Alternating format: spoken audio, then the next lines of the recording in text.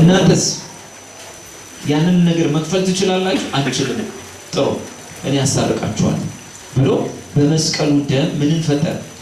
ሰላም ፈጠረ። ምን ፈጠረ? ሰላም። አሁን እግዚአብሔርም አርፏል። ሰው ምን ተሰምቶታል? ሰላም ተሰምቶታል። ዋስትና ተሰምቶታል። ይሰማቸዋል እንደዛ በኢየሱስ ደም እርግጠኛ ናቸው? አይጠየቅም ማለት አይጠየቅም። ጥያቄ ጨንቆ ነው የምንጠይቀው እንጂ ጴንጤ አይጠየቅም ነበር። በዚህ ዘመን ግን ሌሎቹም ብቻ ሳይሆን ጴንጤውን መጠየቅ አስፈላጊ ሆኖ ተገኝቷል። ምክንያቱም በጴንጤ ውስጥ ስለ ዘላለም ሕይወት በጣም ብዙ እርግጠኛ ያልሆነ ማዕሰብ ስላለ እና ያፈርን አማኙን ራሱን እንጠይቃለን። ስለ ኢየሱስ ደም እርግጠኛ ናችሁ ወይ እያልኩ ማለት በመዳናችሁን እርግጠኛ ናችሁ እያልኩ አማኙን እያፈርን መጠየቅ አለብን። የጌታ ደም ተብሏል። ከምን አንፃር ነው ያየነው? የጌታ ደም ጌታ ኩሪዮስ የሱ ደም የጌታ ደም ምንድን ነው የሚታያቸው? በዚያ ደም የዳኑት ምኖች ናቸው? ጌቶች ናቸው? ባሪያዎች ናቸው? ባሪያዎች በማን ደም ዳኑ? በጌታቸው ደም ዳኑ።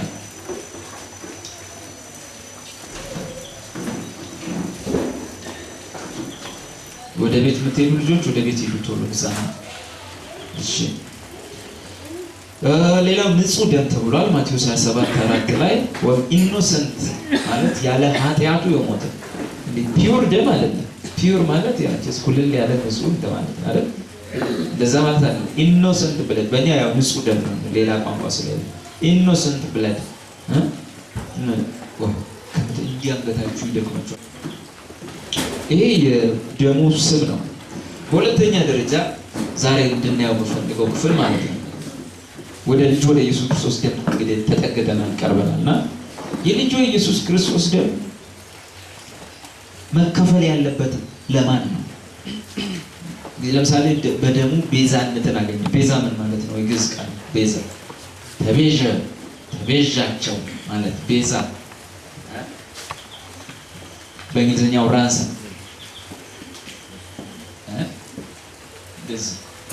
ራንሰም ምን ማለት ነው? ቤዛ የግዕዝ ቃል ተቤዠ ምን ማለት ነው? የቃሉ ፍቺ ቤዛ ቤዛነታችንን አገኘን፣ በደሙ የተደረገ ቤዛነትን አገኘን ይላል አይደል? አገኘን ይላል። ቤዛነትን ምን ማለት ዋጋ ከፍሎ መውሰድ መዋጀት ማለት አይደል? ቤዛ ማለት ስለዚህ ምንድነው ማለት ነው? ቤዛ በምትክነት የሚከፈል ክፍያ አይደል? በምትክነት የሚከፈል ክፍያ። ቀላሉ ቋንቋ ምንድነው? ታሪኩ የተወሰደው የዛን ጊዜ ከነበረው በአካባቢያቸው ካለው ክስተት አንፃር ያኔ እንደምታውቁት እንዳሁኑ የተባበሩት መንግስታት የለም፣ ጦርነት ነው። አንዱ ሀገር ሄዶ አንዱን ሀገር ይወራል፣ ህዝቡን ያጠፋል፣ ንብረት ዘርፎ ይመለሳል። እንዲህ ነገር ነው። ከዛ ውስጥ አንዱ በጦርነት ጊዜ ወታደሮች ይማረካሉ፣ ወይም ደግሞ በሆነ ምድር ላይ የሆነ ከተማ ይወርና ወንዶቹ ምኖቹ ተዘርፎ ለባርነት ይሄዳሉ።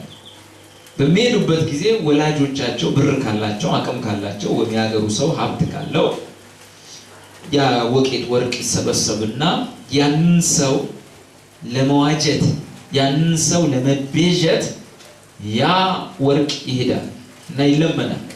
እዛ ሀገር ላይ ተኪሎ በቃ ዘመሰዋችንን ወይም ዘመዳችንን መልሱልን፣ እኛ በዛ የሚሆነውን ክፍያ እንከፍላለን ይላል።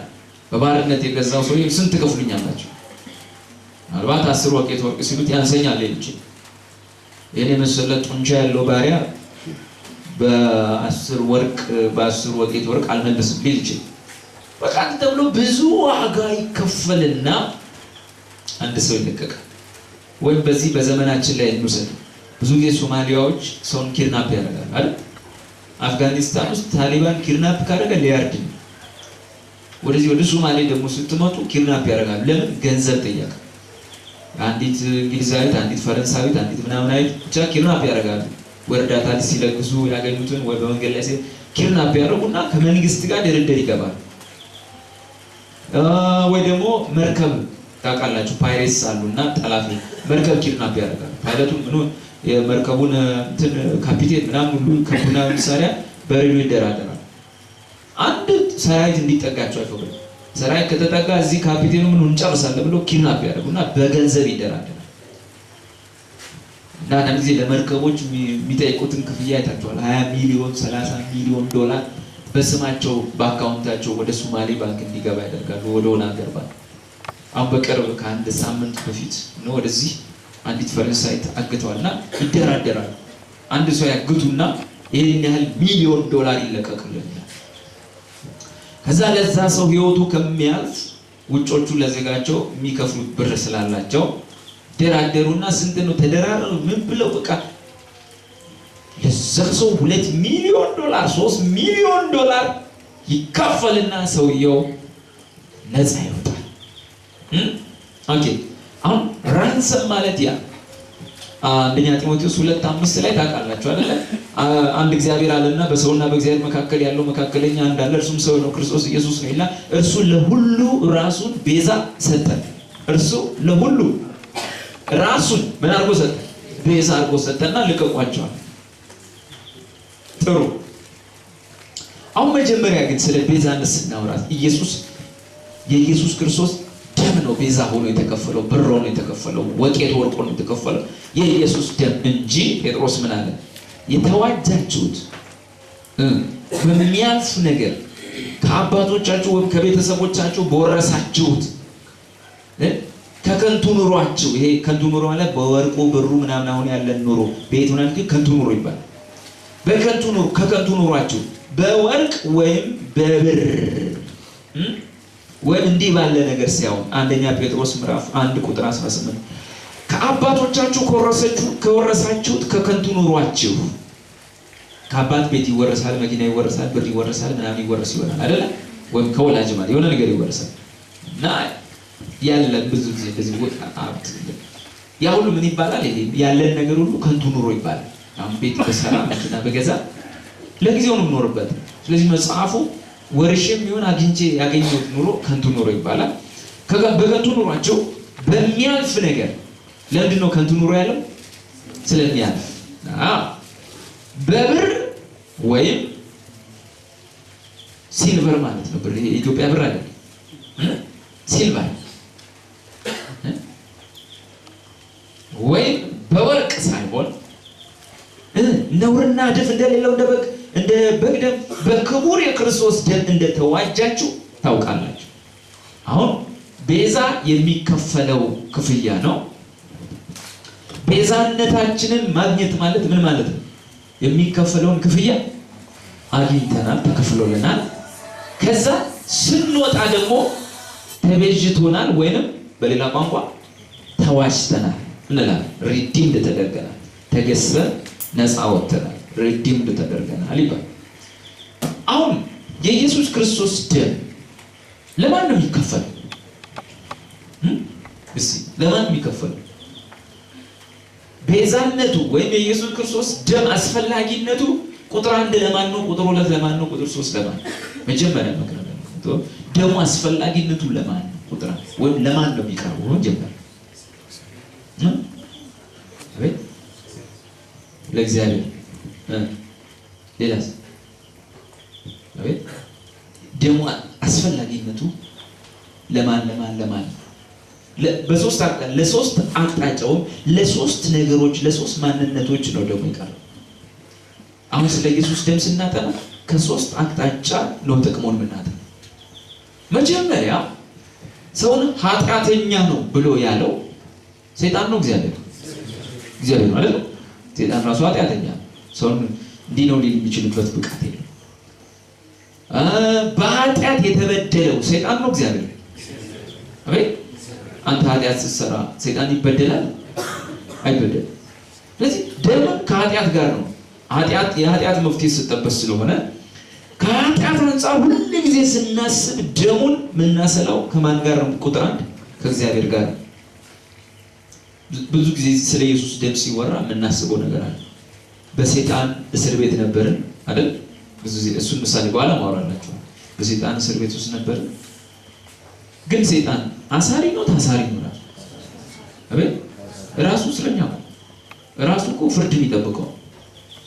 ሰይጣን በመንግስት ማነው በገሃነም እሳት ውስጥ ለምሳሌ እግዚአብሔር በመንግስት ሰማያት በምንወርሰው ስፍራ በዛ በማይጠፋው ርስት በዛ ውስጥ እግዚአብሔር ገዢ ነው አይደል? ንጉስ ነው።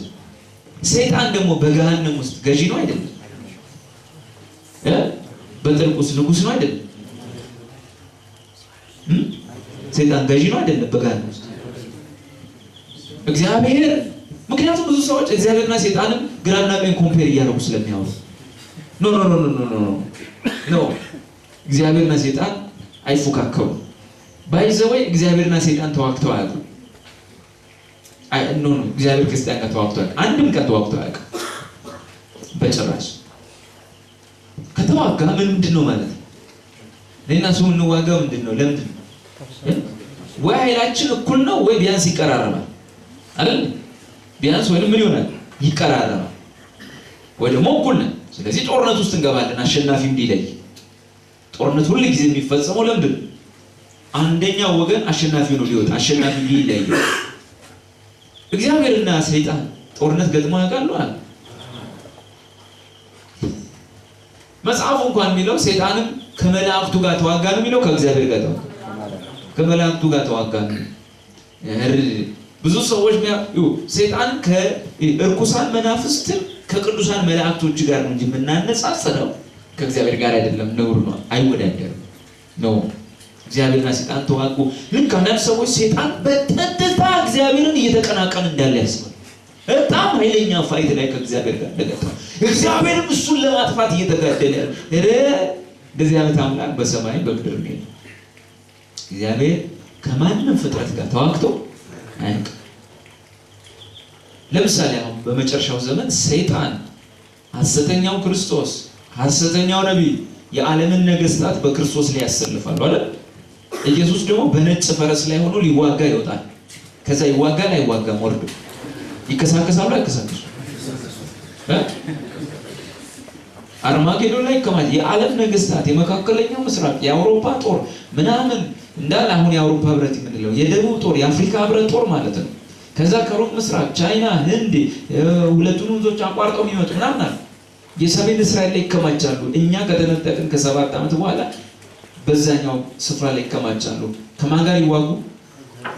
ከበጉ ጋር ይዋጉ። አዋጅ አውጀው ምድራችንን ሊወር ከሌላ ዓለም የሆነ ነገር ሊመጣ ነው ተዘጋጅ ብለው ሰው እስከዛ ይደርሳል። ፋይናል እኛ ከሄድን ከ7 ዓመት በኋላ ሰው የሚሰራውን አያውቅም።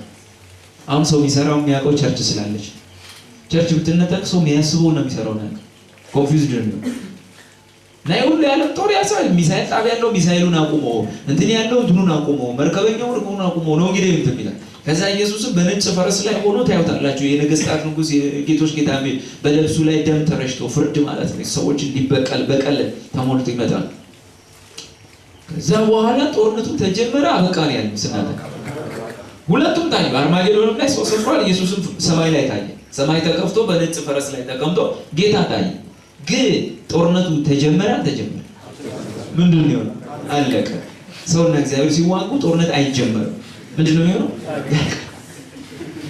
ከተጀመረማ ሰው ሞክሯል ማለት እኮ የረተቆሰ ማለት ነው። በቃ ሳተ ማለት ነው። በቃ ጌታም ትንሽ በቃ ተከሳከሰ ማለት ነው። አረ ሼም ነው እንዲህ አይነት ጌታ የለም።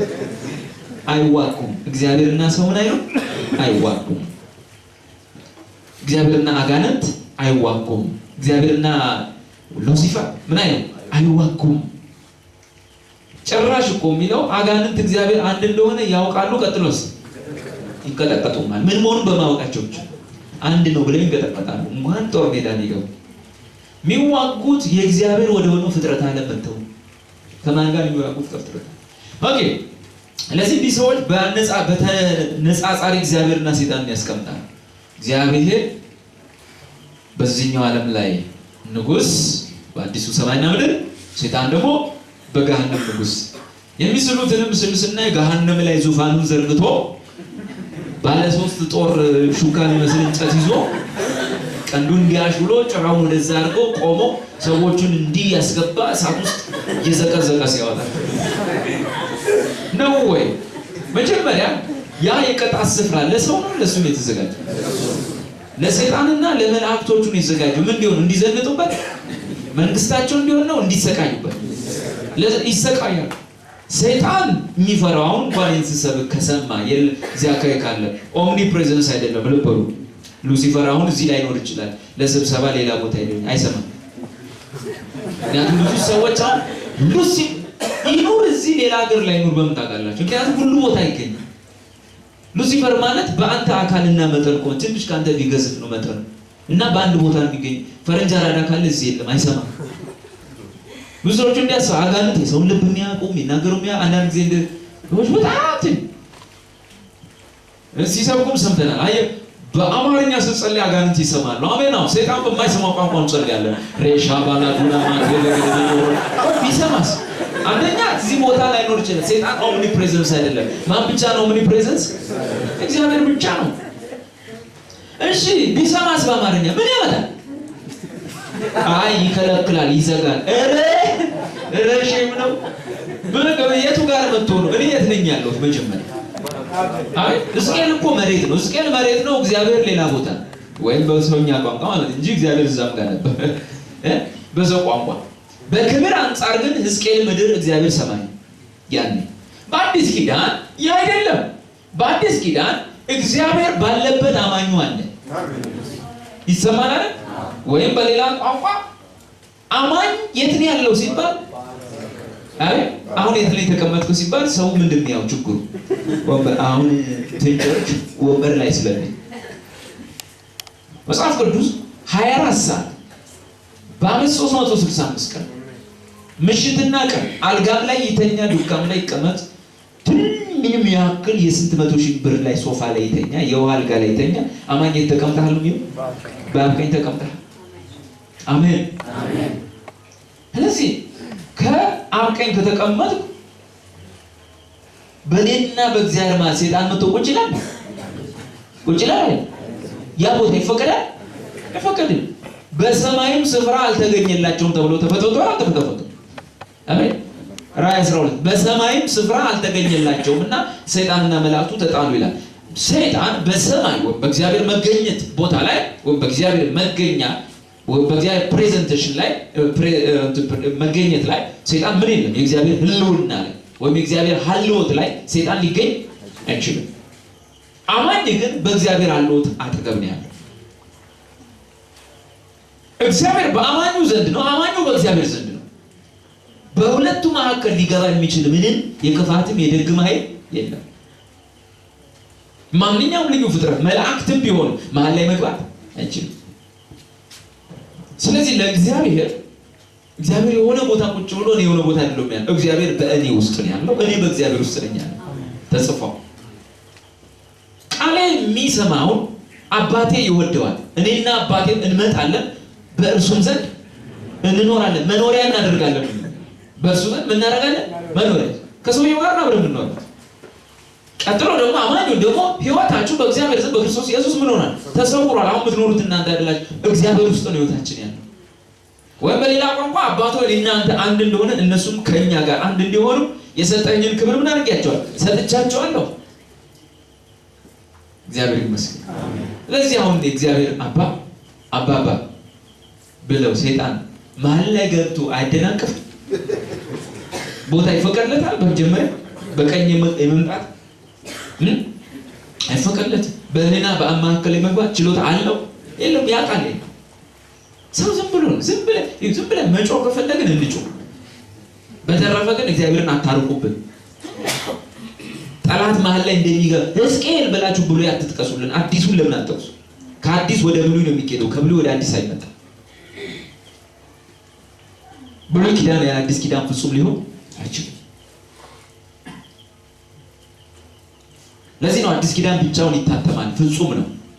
ብሉይ ኪዳን ብቻውን አይታተምም። ምን ስለሆነ ያ አዲስ ኪዳን ምን አይደለም?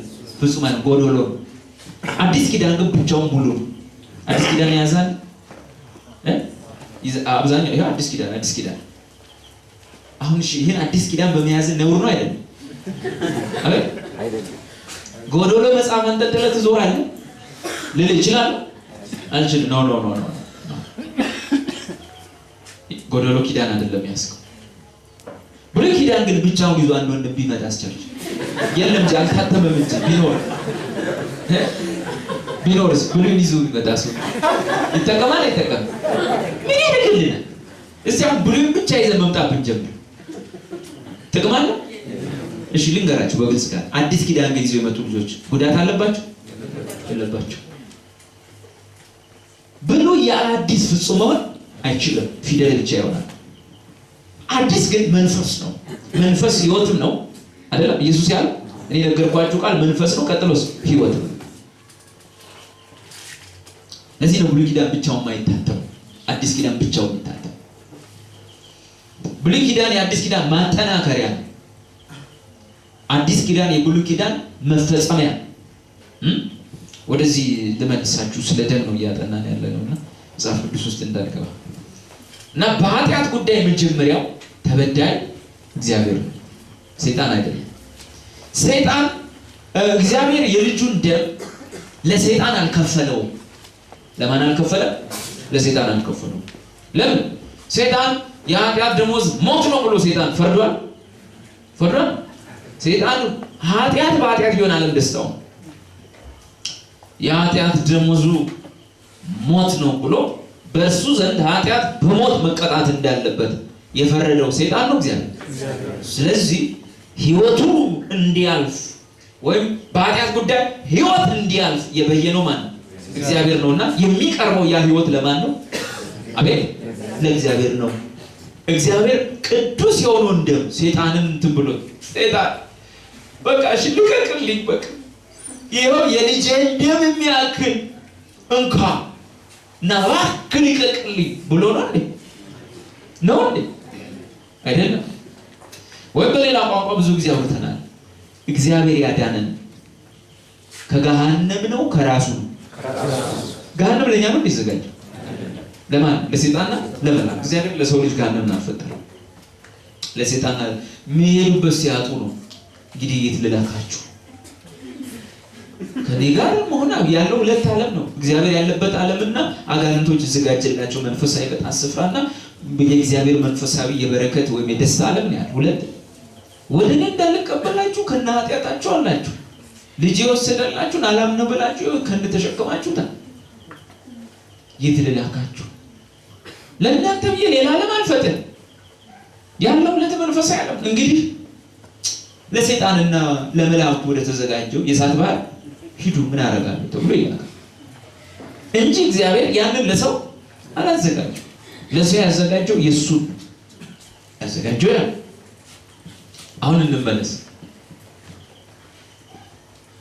እግዚአብሔር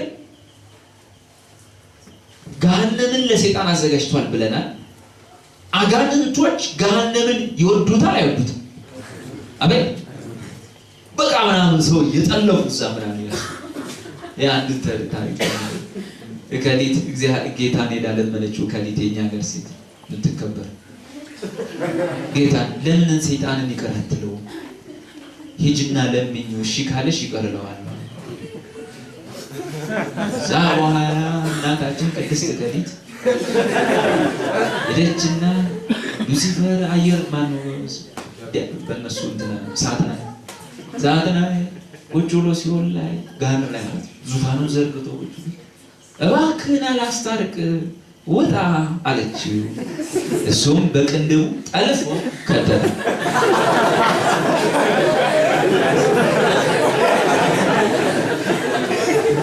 ዛዋለ መልአኩ ሚካኤል ድረስ እንዲፍጥል የበረረ መጣና ሲያወጣት 3000 ሰዎች ተንጠልጥለው አብረው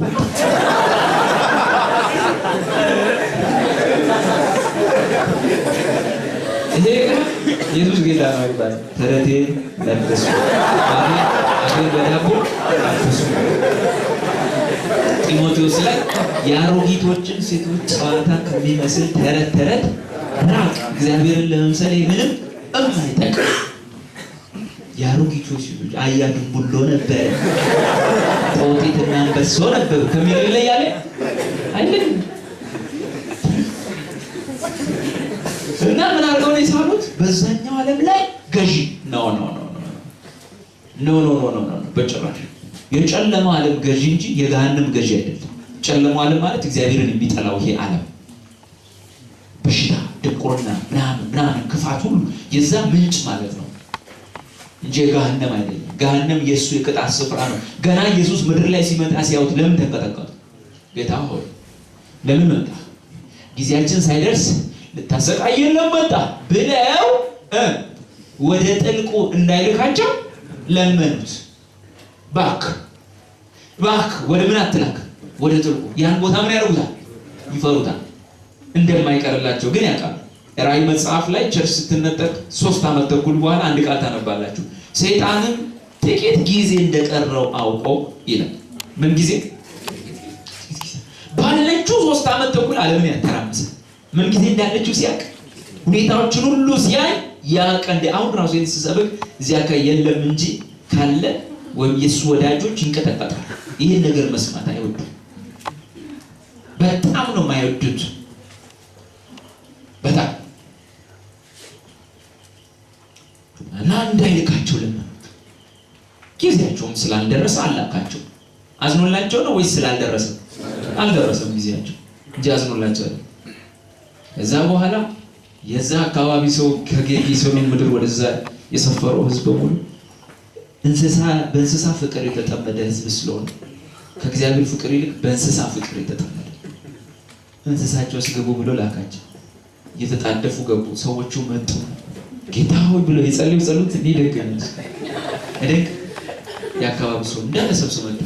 ጌታ ሆይ ከሀገራችን ውጣልን ብለው ለመኑት። ጌታቸውን አይፈልጉትም፣ እንስሳቸውን ነው የሚፈልጉት። አሁን አንዳንድ ጊዜ ሳወራ ስታነቡ ሰዎች ናቸው እንዲህ የሚሉት እስክትሉ የምትደርሱ ሰው። ምክንያቱም ሰው አስተዋይ ነው ተብሎ ይገመታል።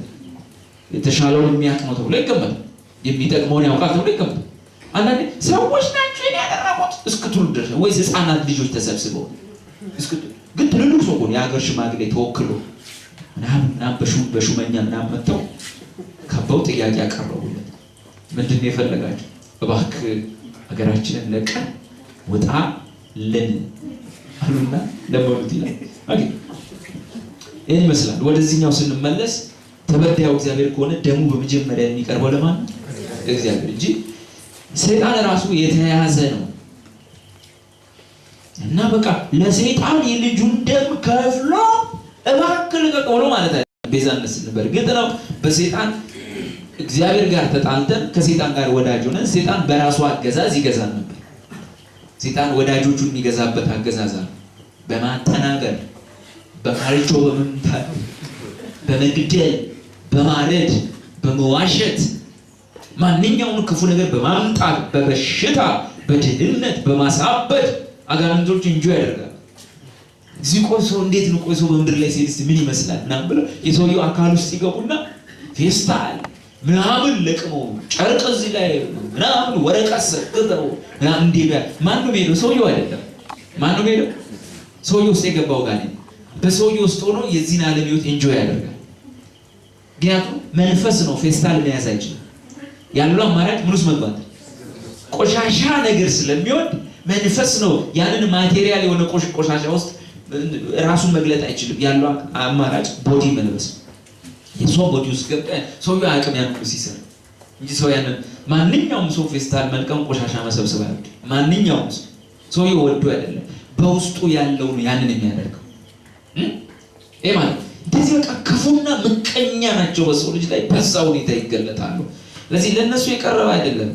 እግዚአብሔር ከነሱ ለማስለቀቅ አይደለም በዋነኛነት ደሙና ሁሌ እንደምናወራው ቁጥር 1 እግዚአብሔር ያዳነን ከማን ነው? ከራሱ ነው እግዚአብሔር ያዳነን።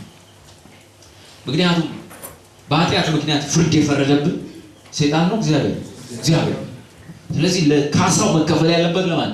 ለሱ ነው። ካሳው መከፈል ለእግዚአብሔር ነው። በቀደም ነግሬያችኋለሁ። ዋችማን ያ እንደተናገረው ቃል ምን ይላል ይወላችሁ? If I want to understand the value of the blood, I must accept God's valuation of it. እኔ የኢየሱስን ክርስቶስን የደሙን ቫልዩ ዋጋ ለማወቅ ከፈለኩ በመጀመሪያ መረዳት ያለብኝ አለዋችሁ ማለት እግዚአብሔር ለዛ ደም ያለውን ቫልዩ ማወቅ፣ ለዛ ደም ያለውን ዋጋ። ብዙ ሰዎች የኢየሱስ ደም እኮ ይላሉ። በቃ ደሙናም ተብሎ አልኩ አይደል? ግን ደሙን በራሳቸው በደንኩት መጠን አንዳንድ ስለ ደሙ ሲሰበክ አብዛኞቹ ደሙን ቶሎ የሚያመጡት ከምኑ ጋር ከእግዚአብሔር ጋር ካላቸው ሰላም አንፃር አይደለም። በጌታ በኢየሱስ ደም የአጋንንት ምሽግ ላይ እንረጫለን። ኢየሱስ ደም የአጋንንትን ምሽግ ሁሌ ደሙን ከምን ጋር ነው ያገናኙ? ከአጋንንት ጋር ብቻና ብቻ። ግን ቁጥር 1 ደሙ ከማን ጋር ነው እርቅ የፈጠረ? ከእግዚአብሔር ጋር። ደሙ ዋነኛነት የሚቀርበው ለማን ነው? ለእግዚአብሔር ነው። እግዚአብሔርም ለዛ ደም ትልቅ ዋጋ ሰጥቷል። ዘጸአት 12 ላይ ታውቃላችሁ፣ ደሙን ባየው ጊዜ ከእናንተ አልፋል ያለው ሰይጣን አቤት እግዚአብሔር ምንን ሊበቀል? አቤት ኃጢአትን ይበቀላል። ግን ዘጸአት 12 ላይ በሞት ሊቀጣ ባለ ጊዜ ሁሉ ጊዜ ሞት የኃጢአት ውጤት ነው። ሊቀጣ ባለ ጊዜ ምን ቀቡ ነበር ያላቸው? ደሙ። ከዛ ምንድን ነው ያላቸው? ደሙን ባየው ጊዜ ከእናንተ አልፋለሁ። አሁን ያንን ያለው ሰይጣን ነው አይደለም፣ እግዚአብሔር ነው ያለው። ስለዚህ ደሙ ከማን በትር ነው የሚያወጣው? ከማን ፍርድ ነው የሚያወጣው? ቁጥር 13 ላይ ዘጸአት 12 ማለት ነው። ደሙን ባላችሁበት ቤቶች ምልክት ይሆንላችኋል። አሁን ቤቱ ይሄ መደበኛ ቤት አይደለም፣ ቤቱ እኛ ነን በአዲስ ኪዳን። እሺ ደሙንም ባየው ጊዜ ከእናንተ አልፋለሁ፣ እኔም አለ እግዚአብሔር የግብፅን ሀገር በመታው ጊዜ መቅሰፍቱ ለጥፋት አይመጣባችሁም። ማን በመታ ጊዜ? እግዚአብሔር። እኔም በመታውት ጊዜ ምድሩን፣ እናንተ ግን መቅሰፍቱ ለጥፋት አያገኛችሁም። ለምን ሲባል ደሙን ባየው ጊዜ ከእናንተ አልፋለሁ። ስለዚህ ደሙ በዋነኛነት የሚቀርበው ለሰይጣን አይደለም፣ ለእግዚአብሔር ለራሱ። በኃጢአትም ላይ የፈረደው እግዚአብሔር ነው። ስለዚህ የፍርዱን ሂሳብ መቀበል ያለበት ማን ነው? እግዚአብሔር ነው። ስለዚህ ክርስቶስ ራሱን ቤዛ ሰጠ፣ ክፍያ ሰጠ ሲባል እግዚአብሔር ቅንዳኛ ነው። ለምሳሌ በሌላ ቋንቋ አንድ ታሪክ ስለሆነ እውነት ላይሆን ይችላል፣ እንደዚህ ግን በታሪክ ወይና በምሳሌ መልክ የሚያስረዱበት ነገር አለ። ዳኛው ልጃቸው ሌባ ሆኖ ተገኘ፣ ወይም ነፍሰ ገዳይ ሆኖ ተገኘና ዳኛ ነው እንዳይለቁት ህግ ማዛባት። ስለዚህ ያላቸው አማራጭ እንደ ህጉ በሞት መቅጣት፣ በሞት መቅጣት። ምክንያቱም ዳኛ ናቸው፣ ማስፈጸም አለባቸው ያገሩ በዋነኛ እና በሞት አብዚያ ደግሞ በእንደዚህ ያህል ሚሊዮን ብር ወይም ያለዚያ በሞት ቅጣት ወይም በሆነ ብር እንደ ህጉ መፍረድ አለባቸው። ለዚህ ሰውየው ማቅረብ አይችልም፣ መሞት አለበት። ሰውየው ማቅረብ ይችላሉ፣ አቀረቡ፣ ፈረዱ። መልሰው ምን አደረጉ? ህጉ የሚጠይቀውን ህጉን መቼስ እሳቸው ባያወጡትም በእግዚአብሔር ዘንድ ግን ህጉን አውጪው ማለት እግዚአብሔር ነው። እሱ ነው ፍትህ የሚጠይቀው። ስለዚህ ይፈርዳል። ከፈረደ በኋላ ደግሞ ለዛም የሆነውን ካሳ ምን አደረገ? ከፈለ። አሁን ለማን ነው የከፈለው? አቤት ለራሱ። ጽድቁ የሚጠይቀውን ሂሳብ ምን አድርጓል? ከፍሏል። የኃጢአት ደሞዝ ሞት ነው። ስለዚህ በሞት አለና ፈረደ። ሰው ወደ መሞቻው ሲሄድ ለዛ የሚሆን ምትክ ማን ራሱ አስገባ? እግዚአብሔር። ከዛ በኋላ ምን አደረገ? የሁሉንም ኃጢአት ከሰዎች ላይ ብድግ አድርጎ እዛ ሰው ላይ አስቀመጠ፣ ተሰቀለ። ለምን ተውከኝ ሲለው ዝም አለው። ምክንያቱም በምን ላይ? በጽድቅ እየፈረደ ነው እግዚአብሔር። በልጁ ላይ ነው? በኃጢአት ላይ? በኃጢአት ላይ እየፈረደ። አሁን ሰው መፍትሄ ያገኘ፣ እግዚአብሔርም ቅን ፍርድ ፈረደ። እውነት ሸ እግዚአብሔር የሚፈልገውን አግኝቷል። በኃጢአት ላይ ፈርዷል። የእግዚአብሔር ትልቁ ዓላማ በሰው ላይ መፍረድ አይደለም፣ በምኑ ላይ? ስለዚህ ዛሬ ልጅ የሁላችን ኃጢአት ልጁ ላይ ሲያደርግ ልጁን ምን አደረገው ይላል? ኃጢአት አደረገው እና ኃጢአትን ሲቀጣውና ዝም ሲለው እግዚአብሔር ልጁን ነው ዝም ያለው? ኃጢአትን ነው ዝም ያለው? ኃጢአትን ዝም አለው። እግዚአብሔር ከኃጢአት ጋር ህብረት የለውም። ጨከነ፣ ዞር አለ፣ አላየውም። ልክ ኢየሱስ ኃጢአት ሆኖ ከሱ ዞር ሲል እኛ ምን ሆነን አየን? አሜን። የእግዚአብሔር ጽድቅ ሆኖ አየን። ከዛን ቀን ጀምሮ ይሆንና ቢሊየን ትሪሊየን ትውልድ የእግዚአብሔር ጽድቅ ሆኖ አልፏል። እኛም በዘመናችን ደርሰናል፣ የእግዚአብሔር ጽድቅ ደርሶናል። እንዲህ እናልፋለን። ጌታ ካልመጣ መጣው ደስ ያ ፍርድ ተፈጸመ። እግዚአብሔር አሁን በቅንነት ፈረደ። ወይም በሌላ ቋንቋ ሌላ ጥያቄ ጠይቃችሁ ብዙ ጊዜ ስላወራ እግዚአብሔር ሁሉን ይችላል አይደል? እንዴ ብለናል። እና ሰው ልጁን ኢየሱስን በመስቀል ላይ ሳይሞት ደሙን ሳያፈስ ሕይወቱን ሳያሳልፍ ሰው እግዚአብሔር ኃጢአተኛውን ሰው እንዲሁ ዳኑ ብሎ ማለት አይችልም። ዳኑ ብሎ ችሎታ አለው። ሁሉን ይችላል፣ ሁሉም ማድረግ ይችላል። ኃጢአተኛውን ሰው በቃ ግድ የለም መቼስ ምን አደርጋለሁ እንዲሁ ዳን እንዲሁ የዘላለም ሕይወት እንካ ሊለው ይችላል አይችልም? አይችልም። እግዚአብሔር ሁሉን ቢችልም ኃጢአትን ማስተናገድ ባህሪው አይፈቅድለትም። ከኃጢአት ጋር መኖር አይችልም። ለዚህ ያለው አማራጭ ምንድን ነው? ኃጢአተኛ እሷን ወደዳት፣ ግን ኃጢአቷን ሊወድ አይችልም። ባህሪው አይፈቅድለትም። አይፈቅድለትም። ስለዚህ ምንድን ነው? እሷን ከወደዳት ኃጢአቷን ከጠላ ማንን ድራሹን ማጥፋት? አቤት እሷን እሷ ከና ኃጢአቷ ከመጣች ባህሪው አይፈቅድለትም። ስለዚህ ኃጢአቷን በሙሉ የእድሜ ዘመኗን ተወልዳ እስክትሞት ከዚህ በፊትም ስታለች አሁንም ስታለች ትንሽ እንደድሮ አይደለም። ከዚህ በኋላም ደግሞ ትንሽ ትስታለች ስታለች። ይሄን ሁሉ በማን ላይ ኖረው? በልጁ ላይ ነው። አሁን እሷ ላይ አለ የለም? አቤት የለም። እንደምን ነው? አሁን ሰሞኑን አልሳተችም? እንዴት የለም? መጽሐፉ ክርስቶስ ካልተነሳ እስካሁን በምናችሁ አላችሁ? በኃጢአታችሁ አላችሁ። ተነስቷል? በምናችን የለም። ታዲያ ለምንድን ነው ስንስት ንስሐ ነው? አቤት እሱ ወስዶት ከሆነ ለምን ነው ንስሐ ገባ? ለምን ታዲያ? አቤት እንደ በኃጢአታችን ብንናዘዝ ይቅር ይለናል አይደል? ለመለወጥ የሚሆን ንስሐ ወይም ለበቀል ለቁጣ በጣም በኃይል እግዚአብሔርን ለማገልገል የሚሆን ንስሐ አድርጉ ይደለም አይደለም? ምንድን ንስሐ? አሜን። ከአብ ቁጣ ለመዳን ነው አይደለም? አንድ አማኝ ሲስቅ የአብ ቁጣ ገለጥበታል አይገለጥበት? አበዛሽው አዳሜ እንደው ቅርስልሽ እኮ ልጄ ላይ ተሸከመ ሲባል እንደው በቃ ብሎ እግዚአብሔር ይቆጣል፣ ይቀጣል። አቤት የእግዚአብሔር ቁጣ ይገለጣል አይገለጥም? የእግዚአብሔር ምንድን ነው ይገለጥ? ቅጣትና ቁጣ ይለያያሉ ብለናል። ስለ ልጅነት ስናጠና ሁለት አይነት ልጆች፣ ለወንጌል የማይታዘዙ ልጆችና ለወንጌል የታዘዙ ልጆች።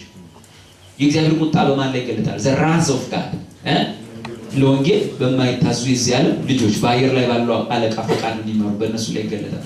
ኦኬ ለወንጌል በታዘዙ የእግዚአብሔር ልጆች ላይ ቁጣ ይገለጣል ወይስ ቅጣት ወይም ተግሳጽ? የእግዚአብሔር ልጆች እንቀጣለን፣ እንገሰጻለን፣ አይቆጣም። እግዚአብሔር ለምን አልመረጠንም? ለቅጣት ለቁጣ አልመረጠንም። ራስ የሚለው ነገር በቀል መቅጣት አይደለም። መቆምጠጥ ልጅን ማሳደግ በቀል ስላላመኑ በልጁ ይወላችሁ። በሌላ ቋንቋ ቅጣት በስነ ምግባር ችግር ይመጣል። ቁጣ ግን በስነ ምግባር ችግር አይደለም የሚመጣው፣ ባለማመን ችግር ነው። አገኛችሁት? ራስ ኦፍ ጋር የሚገለጠው በአንድ ነገር ብቻ ነው። ሰው በማን ስላላመን? በልጁ ስላላመን። ኤቲካል ችግር፣ የስነ ምግባር ችግር በምን የሚቀጣው? በቁጣ ነው? በቅጣት? በተግሳጽ ይስተካከላል። ያኛው የሚመጣው ራስ ኦፍ ጋር የሚመጣው ልጁን ባለማመን አምናችኋል በልጁ። ስለዚህ እግዚአብሔር ለቁጣ ነው የመረጠን ወይስ ለቅጣት? ለቅጣት። የማትቀጡ ከሆነ ምኖች ናቸው? ዲቃላዎች እንጂ ልጆች። እንዴ ለክርስቲያን እንዲህ አይባልም። ቸርች ላይ እግዚአብሔር ቁጣ አይባልም። ራስ የሚለውና እቺ ተግሳጽ የምትለው መለያየት አለባቸው። ለክርስቲያን አይጠቀስም። አንደኛ መብት የለኝም እኔ እሱን አሁን ስነ ስርዓትን ብትይዝ ይሻላል። የሰማው ነው ስላንተ የሰሞን አካባቢ ሴቶችን አላሳልፍ ብለሃል። ጠጠር እየወረወርክ እጅ እየተመሰስክ አስቸግራል። የእግዚአብሔር ቁጣ ነው የሚገለጥ አይባልም። ሼውና አይባል እንዴ በጌታ መንትም የለኝም ማለት ወላ ነብይ ሆነ የሞተ ሰው አነሳ ይሄን ቃል ለሱ መጠቀም አይቻልም። መጽሐፍ ቅዱስ ውስጥ ግን ጳውሎስን መጠቀም ስለማይችል ነው ያኛውን ይጠቅሰላችሁ። አባቱ የማይቀጣው ልጅ ማንም የለም እና ልጅ እግዚአብሔር በቀጣ ጊዜውም በገሰጸ ጊዜ አትድከም። እግዚአብሔር የሚወዳው ልጅ ምን ያደርጋል? ራስ ይቆጣል ነው ወይስ ይቀጣል? ይቀጣልና ተሰሎንቄ ላይ ግን እግዚአብሔር ግን ለቁጣ አልመረጠም። በወንጌል ለማይታዘዙ በዚህ ዓለም ባለው በአየር ላይ አለቃ ፈቃድ በሚመላለሱ ልጆች ላይ የማን ቁጣ ይገለጣል? የእግዚአብሔር ቁጣ ይገለጣል። እናንተ ግን የቀን ልጆች የብርሃን ልጆች ናችሁ እንጂ ከጨለማ አይደላችሁ። እግዚአብሔር ይመስገን። ግን ምን አለባችሁ? ቅጣት አለባችሁ የሚለው ማለት ነው። እና ለእግዚአብሔር ነው በመጀመሪያ የሚቀርበው። ለዚህ ነው እግዚአብሔር ደሙን ባየው ጊዜ አልፋል ያለው ሰይጣን አይደለም። ሰይጣን ደሙን ማየትም አይፈልግም። በመጀመሪያ ደም ሲባልም አይመቸውም። ደም እንደ አንድ አበሻ ሚዘገን ነው አለ ደም ሲባል ማይወድ ደም እና ባጭሩ እግዚአብሔር ሰውን ዝም ብሎ ዳን ማለት አይችልም። እግዚአብሔር ብዙ የማይችላቸው ነገሮች አሉ። ብዙ ጊዜ የምታውቁት ሁሉን የሚችል አምላክ አይደለም። እግዚአብሔር የማይችለው ነገር አይደለም። እንደዛ ታምናላችሁ? እግዚአብሔር የማይችለው ነገር እውነት? ለምን? ኃጢአት ጋር አብሮ ነው አይችልም። ለዚህ ኃጢአትን ቀጥቶ ሰውየውን መቀበል አለበት። አለዚያ ከነሰውየው ድራሹን ማጥፋት አለበት። የሁላችን ኃጢአት እርሱ ላይ አኖረ። መጽሐፉን ይላል ክርስቶስ ካልተነሳ እስካሁን በኃጢአታችሁ አላችሁ። ክርስቶስ ከተነሳ ግን በምናችሁ የላችሁ? በኃጢአታችሁ የላችሁ። አሁን ጭራሽ በእኛ ውስጥ ያለው ምንድን ነው? አቤት ቡትሌ ውስጥ ወይም ተማሪ ናችሁ። እሺ የካፌ ብርጭቆስ ምንድን ነው? ቀረ ማንጎ ጭማቂ ምንድን ነው? አቮካዶ ጭማቂ እሱ አለ። ብርጭቆ ይዘህ እየጠጣህ ምንድን ነው እሱ ብል ብርጭቆና ማንጎ ነው የምትለው ወይስ ማንጎ ነው የምትለው? አቤት ግን ማንጎ ከውጭ ነው ያለው ከውስጥ ነው ያለው? ከውስጥ ነው። ልክ እንዲሁ አማኝ ምንድን ነው ብለናል? እግዚአብሔር ከኃጢአታችን ውልውል አድርጎ አንጽቶን እዛ ቁሽሽ ብለን ከት ብለን በአዳም ኃጢአት ተላልፎብን እኛም አድርገን ቁሽሽ ያልነውን ጌታን ስንቀበል እጥብ ውልውል አድርጎ ንጽት አድርጎ አስቀመጠናል። አስቀመጠናል አጥቦ እግዚአብሔር አስቀመጠናል። ንጹህ አድርጎ ወልውሎ ቆንጅዬ አድርጎ በልጁ ደም አጥቦ አንጽቶ አቆማን። ንጹህ አይደለም። ንጹህ ብርጭቆ አድርጎ ዱላ አይደለም ያስቀመጠ። ምንድን ያለው? ከቆሻሻ ካጠረን ካነጻን ውልውል ካደረገ በኋላ እንደ ሴቶቹ ብፌ ውስጥ አልሰቀለን። ምንድን ያደርግ? ውስጣችን ምን ሞላ? የራሱን ጽድቅ ሞላ። አሁን ያ ብርጭቆ ውስጥ ምንድን ነው ሲባል የእግዚአብሔር ጽድቅ። እግዚአብሔር ይመስገን። ኢየሱስ ላይ የእኛን ኃጢአት፣ እኛ ውስጥ የማንን ጽድቅ? የእግዚአብሔር ጽድቅ። እሱ ምንድን ነው? ጻድቅ ነው። የእግዚአብሔር ጽድቅ የእግዚአብሔር ጽድቅ ነው። ራይቸስ መዓት አለ። መዓት ሰው አለ። ራይቸስ መዓት አለ። ዘካርያስ ራይቸስ ነው። ኤልሳቤጥ ራይቸስ ነች። ጻድቅ ናቸው። ኢዮብ ጻድቅ ነው። መዓት ጻድቃን አሉ። መዓት ማዘር ቴሬዛ ጻድቅ ናቸው። ፋዘር እንትና ጻድቅ ናቸው። መዓት ጻድቅ አሉ። ፖፕ ሊዮ ጻድቅ ነው። ፖፕ ጆን ፖል ጻድቅ ናቸው። እንትና ጻድቅ ናቸው። መዓት ጻድቅ አለ። መጽሐፍ ቅዱስ ውስጥ ጻድቅ ነበሩ፣ ጻድቅ ነበረ፣ ጻድቅ ነበር ማለት አሉ። በሌላ ቦታ ደግሞ ሄድና መጽሐፉ አንድስ እንኳን ጻድቅ መጽሐፉ እየተጋጨ ነው። ምን ማለት ነው? በሰው ዘንድ ከሰው ጋር ሲወዳደሩ ከሰው የተሻሉ ሰዎች አሉ። ደግ በማድረግ በመጾም በመጸለይ ጻድቅ የተባሉ ሰዎች አሉ። በእግዚአብሔር ፊት ግን መጽደቅ የቻለ ማንም የለም። ስለዚህ እግዚአብሔር እኛን ራይቸስ ነው ብቻ ነው ያደረገን ወይስ ዘ ራይቸስነስ ኦፍ ጎድ ነው ይሆን? አንተ አሁን ጻድቅ ላይ የእግዚአብሔር ጽድቅ መጽሐፉ ምንድን ነው የሚለው? እኛ በእርሱ ሆነን ጻድቅ እንድንሆን ነው። የእግዚአብሔር ጽድቅ እንድንሆን የእግዚአብሔር ጽድቅ እንሆን ዘንድ ጌታ ይመስገን። ኃጢአት ያላወቀውን እሱን ስለኛ ኃጢአት አደረገው። እሱ ምንድን ነው? የእግዚአብሔር ጽድቅ። እንዲሁ ባልወድም እንደው ተያዩ ማለት ምክንያቱም አጠገብ ያለው ነው ብዙ ጊዜ ገደለን እንደው አጠገብ ያለው እንዲበለው እስቲ አንዳንዴ ለራሳችሁ ወንድ ነው ማይገባን አንዳንዴ ለአጠገባችን እያለ የተናገር ለኛ አይመስልም። ሁሌ ለምን ለአጠገባችን ለኛ እንናገር? ማን ነህ አንተ? አጠገብ ያለው የእግዚአብሔር ጽድቅ ነው ይላል። እኔ የእግዚአብሔር ጽድቅ ነው እና ብዙ ጊዜ ጎዳን። እሱ ቢሆን አላውቅም። አጠገብ ያለው ብቻ ሲባል ለእሱ አውርተን መልሰን ስም የጌታ ልጅ ነው። የጌታ ልጅ ነው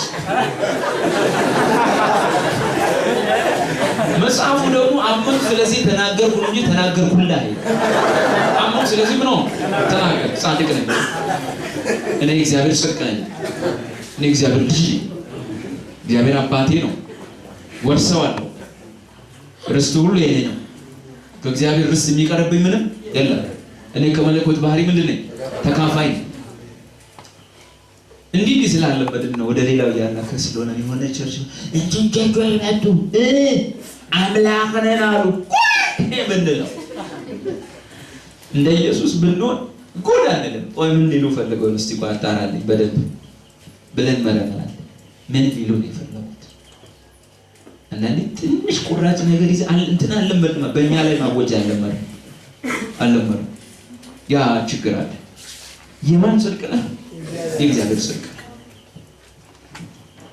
አይመስላል እና ዘሌዋውያን 16 ላይ ይሄ ተናለ the day of atonement የሚባል የማስተስሪያ በዓል አከባበሩ ላይ ሲያው ደሙ የእንስሳው ደም ታርዶ ለዲያብሎስ አይደለም የሚቀርበው ለሰውየው ላይ አይደለም የሚረጨው ደሙ ቀጥታ ታርዶ ወደ ማን ፊት ነው የሚቀርበው ወደ እግዚአብሔር ፊት ለምን ያ ደም ወይ ኃጢአትን በሞት መቀጣት አለበት ያለው ያም ህይወት እንዳለፈ ማየት ያለበት ማንም ኃጢአት ሂሳቡን እንዳወራረደ ህይወት እንደተሰዋ ማየት ያለበት ማንም እግዚአብሔር መጀመሪያ ከእግዚአብሔር በቀር ኃጢአትን ይቅር ይችላል ስለዚህ የህይወት ማለት የመጣው በምን ምክንያት ነው ሲባል በኃጢአት ምክንያት ኃጢአትን በቃ ይቅር አልኩ ማለት የሚችል ማን ነው እግዚአብሔር ነው እግዚአብሔር ደግሞ ኃጢአትን በቃል ብቻ ይቅር ማለት ለምን ባህሪው ኃጢአት ጋር በቃ አብሬ እኖራለሁ ግድ የለም ችግር የለም ኃጢአት ሂሳቡን ሳይዘጋ እግዚአብሔር ሰውን መቀበል አይችልም ስለዚህ የኃጢአት ሂሳብ መዘጋቱ መጀመሪያ ማየት ያለበት ማን ነው እግዚአብሔር ከዛ ነው ሪሲቱን መስጠት የሚችለው መንፈስ ቅዱስ ነው የርስታችን መያዣ የመዳናችን ማረጋገጫ መንፈስ ቅዱስ የሌለው እርሱ የክርስቶስ ወገን አይደለም ለዚህ ያን ማረጋገጫ ሪሲት ጸድቋል የሚለውን ማረጋገጫ መንፈስ ቅዱስን ብዙ ነገሮች አሉ በቃ እምነትን በውስጣችን ይጨምራል መንፈሱ ለመንፈሳችን ይመሰክራል ያረጋግጥልናል እኛም እናውጃለን እንደፍራለን ፍርሃት ከኛ ይጠፋል እንደ ልጆች እንሆን ዘንድ ከሕግ እንዋጃለን ጌታ ይመስገን ይሄ ሁሉ ነገር በዛ አይነት መንፈስ መኖር የምንችለው ቀረውን ዘመናችንን እግዚአብሔር ማረጋገጫ ሲሰጠው ስለዚህ ዘሌዋውያን 16 ላይ በአመት አንድ የሚፈጸመው የኃጢአት ማስተስሪያ በዓል አከባበር ያላችሁ በአመት እንዴ አንድ ያን ቀን የሚለየው አንደኛ በአመት እንዴ አንድ ጊዜ ብቻ ሆነ ብሎ ነው እግዚአብሔር ይሄንን በየወሩ ያለው አንድ ጊዜ ብቻ ይቆማል ምክንያቱም በአዲስ ኪዳን የሚመጣው መስዋዕት ስንቴ ተሰውቶ ነው ለዘላለም የሚያድነው አንድ ጊዜ በማቅረብ ለዘላለም ተቀድሰናል የሚለው ነው ሁሌ እንቀድሳለን አሜን ሁሌ እንቀድሳለን እንቀድስ አሜን ሁሌ አሜን ሁሌ ቅዱስ ለመሆን አንቀድስም ቅዱስ ለመሆን አንቀድስም ኦኬ ታዲያ ምንድነው የተቀደሱ የሚለው ተቀደሱ ዘንድ ፈልጉ ያለ ቅዱስና እግዚአብሔር ማለት ኤክስፒሪየንሻል ሳንቲፊኬሽን ምንድነው ታዲያ ኤክስፒሪየንሻል ሳንቲፊኬሽን ለመቀደስ ነው የምንቀደሰው ነው ወይስ ቅድስናን መለማመድ ነው አሜን አሜን ለመቀደስ ነው ቅዱስ ስለሆነ ቅድስናችንን ኤክሰርሳይዝ ማድረግ ነው እንጂ ከመይሁን ወኔ ያሰባስቦ ቅዱስ ለመሆን መሞከር አይደለም የሆኑትን ለመሆን መሞከር ጥሩ አይደለም የተደረገን ነገር ለማድረግ መነሳት ውድቀት ነው ለዚህ ነው ብዙ ሰዎች ገና እከሌ ከወደቀ ባካረጋ ዓለም ገባ ሲሉ ድሮ ነው የወደቀ የሆነ ሰው ከሆነ ጊዜ በኋላ ያውቅ እንጂ ሰስነኝ ለምሳሌ አልወድቅ እኔ አልወድቅ በኢየሱስ ስም ምክንያቱም ሰው የሆነ ጊዜ ከወደቀ የወደቀው ያን አይደለም ጅማሬው ጋር ችግር አለ በመጽሐፍ ቅዱስ ውስጥ ያለው ክርስትና ስናየው ጅማሬው ጤናማ ከሆነ ያልቃል ትፈርጥ ይሆናል ትነሳ ይሆናል ያልቃል ሰው ግን መጨረስ ካቃተው ሲጀምር የተነሳበት ቦታ ትክክል አይደለም የተነሳበት ቸርች አላልኳችሁ የተነሳበት አነሳስ የትም ቸርች መሰረቱ የተደላደለ አይደለም አሸዋ ላይ ተተክሎ ቤት መስሎኛን መስሎ ቆመ ሰው ነበር ለዚህ ነው ከኛ መሃል ወጡ ግን ድሮን ከኛ ወገን አልነበሩም የሚለው መጽሐፍ ስለዚህ ክርስትና በምናልባት የሚከዳል እንገባ ይሆን እንኖር ሲሆን እያሉ እንደ እስራኤል መጓዝ አይደለም። እንደው መጨረሻዬን ያሳምረው ይሆን እንደው ደህና ነኝ አሁን ሰሞኑን አጀማመሬ ደህና ነው። መዝሙሩም ዘምረናል እኮ እንደዚህ ይላል አጀማመሬ መልካም ነው ፍጻሜን አሳምረው። መጀመሪያኛን ጀመር ነው ወይስ እሱን ያስጀመረው? በእናንተ መልካሙ ስራ የጀመረው እስከ ፍጻሜ ቀን እንደሚጨርሰው እንደሚጠብቀው እናውቃለን ይላል አይደል? አንተ ከጀመረ ታቆማለህ። ክርስቶስ ከጀመረው አያቆም። አንድ ጊዜ አንዲት እንት ሌለ ያልኳት ቃል ነው በጣም እንግዲህ ችግራም ሊሆን ይችላል እና አንድ ወንድም ሊያስተምራት ጀመረ። ትንሽ በሻና ያምራልና መሀል ላይ ሲደርስ አቆመ።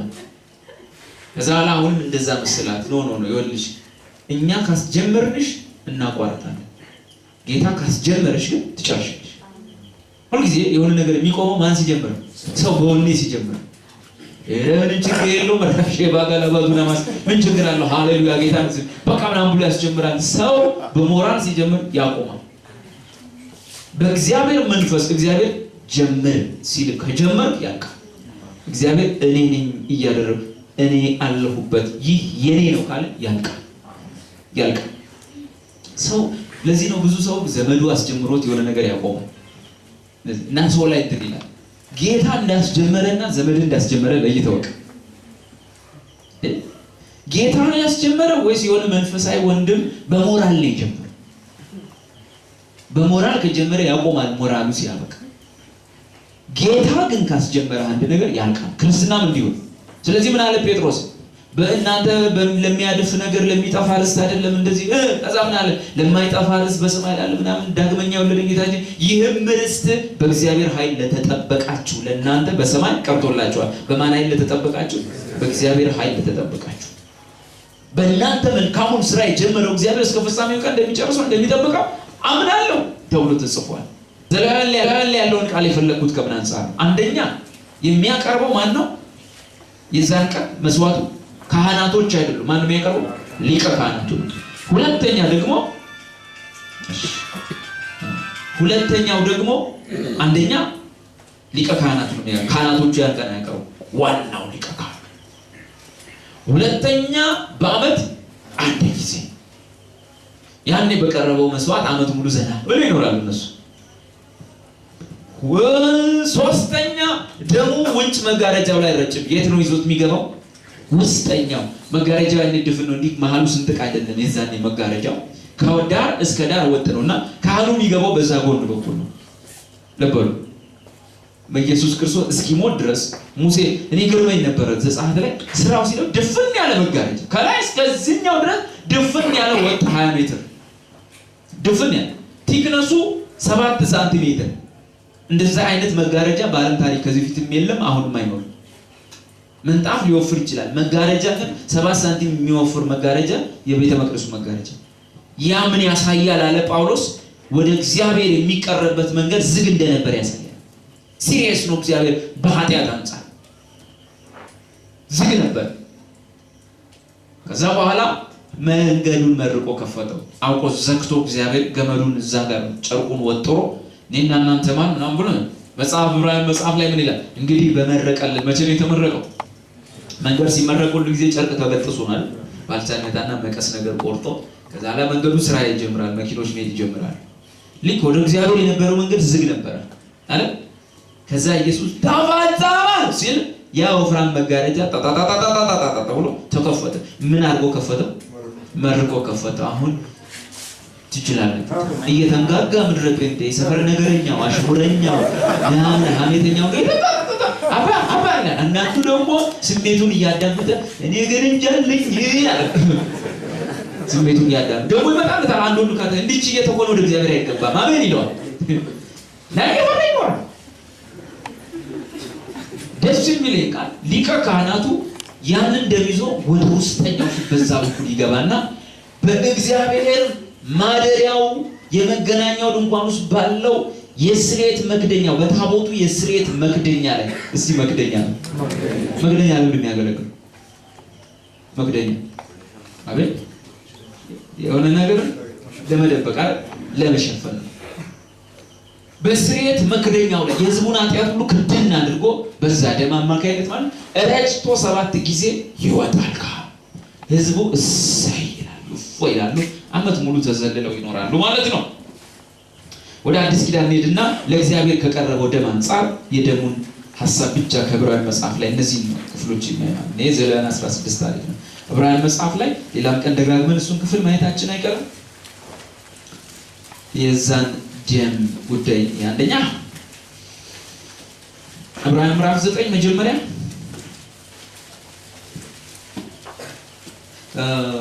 ብዙ ቦታ አለ። በርግጥ እስቲ መጀመሪያ ዕብራውያን 7 ቁጥር 27 ዕብራውያን 7 ቁጥር 27 እርሱም እንደነዚያ ሊቃነ ካህናት እንደዛ አንዱ ሲሞት አንዱ ሲሻር አንዱ ሲሞት አንዱ ሲተካ ማዕት ሊቃነ ካህናት ነበር። እርሱ እንደነዚያ ሊቃነ ካህናት አስቀድሞ ስለ ራሱ ኃጢአት በኋላም ስለ ሕዝቡ ኃጢአት ዕለት መስዋዕት ሊያቀርብ አያስፈልገውም።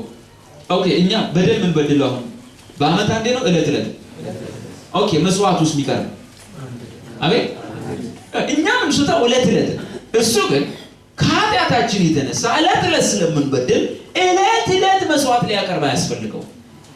ምን ስታው ዕለት ነው። መስዋዕቱ ግን ስንቴ ነው የቀረው? አንድ ጊዜ ነው። ብዙ ሰዎች ዛሬ በሰዓቱ ቁጥር ኢየሱስ ዛሬ የሚሞት ይመስላቸው ወይ ቢሞት ደስታቸው ወይም ዛሬ እንደዚህ ዕለት ሊያቀርብ አያስፈልገውም። ራሱን ባቀረበ ጊዜ ይህን አንድ ጊዜ ፈጽሞ አድርጓልና። ስንት ጊዜ? አንድ ጊዜ ፈጽሞ አድርጓልና። አንድ ይሄንን ያዙ። ምዕራፍ 9 ደግሞ ይሄ ቁጥር 11 ሊቀ ካህኑን ኢየሱስን የሚለው ነገር ግን ክርስቶስ ይመጣ ዘንድ ላለው መልካም ነገር ሊቀ ካህናት ሆኖ በምትበልጠውና በምትሻለው በእጆች ባልተሰራሽ ማለት ለዚህ ፍጥረት ባልሆነች ድንኳን የዘላለም ቤዛነት አግኝቶ አንድ ጊዜ ፈጽሞ ወደ ቅድስ በገዛ ደሙ ገባ እንጂ በፍየሎችና በጥጆች ደም አይደለም። ከዚህ በኋላ ያሉ ጥቅሶች አሉ። የኢየሱስ ክርስቶስ የደሙ ጥቅም ምን መጨረሻ ላይ እናለ ለኛ ምንድን የሚጠቅመው ወደ ሰው ስንመጣ ምናያቸው ነገሮች አሉ። እዛ ጋር ስንት ጊዜ? አንድ ጊዜ ወደ ቅድስ በምን ገባ? በገዛ ደሙ ገባ። ስንት ጊዜ? አንድ ጊዜ። ቀጥሉት ስትገልጡ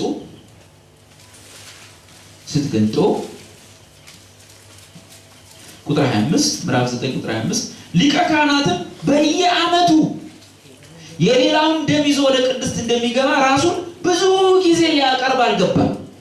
ኢየሱስ ያ ሊቀ ካህን በየዓመቱ ብዙ ጊዜ ያቀርባል። ኢየሱስ ግን ብዙ ጊዜ አልገባም። እንዲህ ቢሆን ዓለም ከተፈጠረ ጀምሮ ብዙ ጊዜ መከራ ሊቀበል ባስፈለገው ነበር።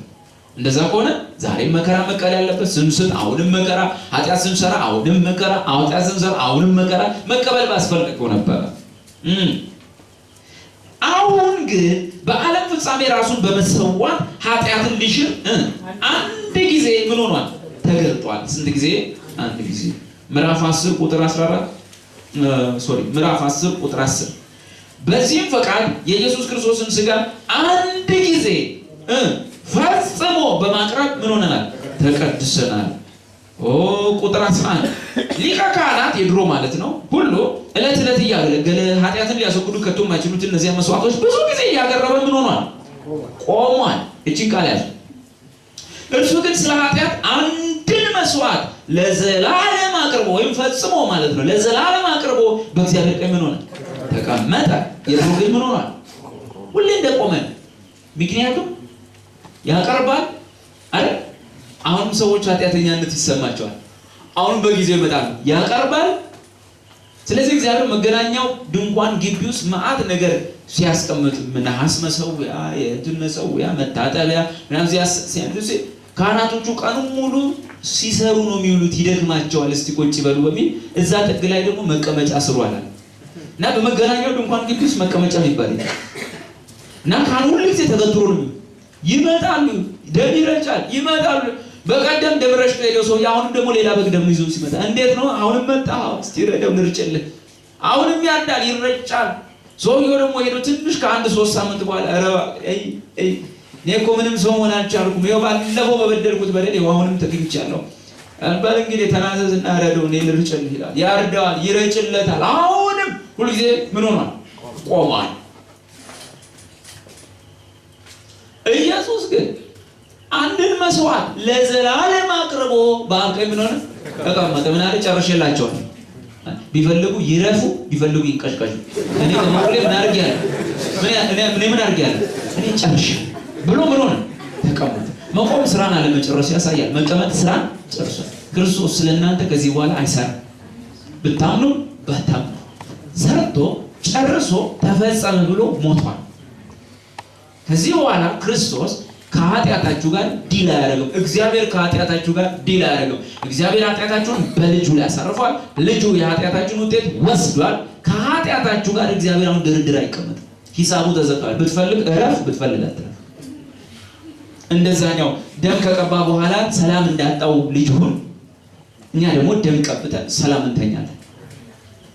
እግዚአብሔር ደሙን ሲያይ ያልፋል ከኛ። እኛን አይቶ አያልፍም፣ ደሙን አይቶ ያልፋል። ይህ ይመስላል አንድ ጊዜ በማቅረብ የደሙን ጉዳይ ነው። ሌላው ምዕራፍ 9 ላይ ምዕራፍ 10 ላይ ቁጥር 19 ላይ ከ17 ጀምሮ ኃጢአታቸውና ዓመፃቸውን ደግሜ አላስብም። ምናቸው ከላይ ከቁጥር 14 ጀምሮ እንደው ግልጽ እንዲሆን አንድ ጊዜ በማቅረብ የሚቀደሱትን የመቼ የዘላለም ፍጹማን አድርጓቸዋል። ስንት ጊዜ አቅርቡ? አንድ ጊዜ። የምን ፍጹማን?